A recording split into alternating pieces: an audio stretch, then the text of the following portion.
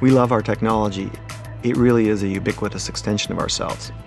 But what we noticed was a pattern of behavior. When people brought this new breed of devices to work, it really mirrored what we were seeing outside of work. People were much more informal, they were much more casual.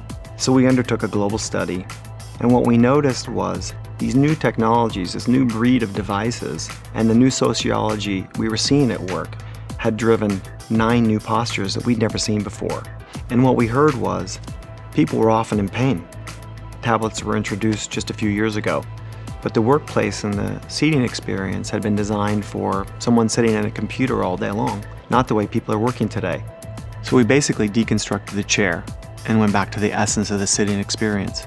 We assembled a global team and we took our inspiration from the human body at work, how it interacts with these technologies, how we move when we shift from using one device to another.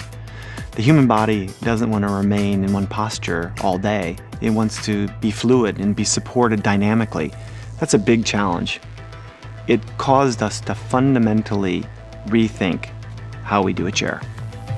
We looked at these new postures in the workplace and asked, what if we could design a chair that encourages motion rather than forcing the body to hold a pose? That supports your arms while texting, that cradles your back while you're reclining and scrolling, that draws you closer to your work so that you don't need to hunch over to see the screen, that fosters movement and changing postures as quickly as you change devices. What if we could design a chair as advanced as today's technology?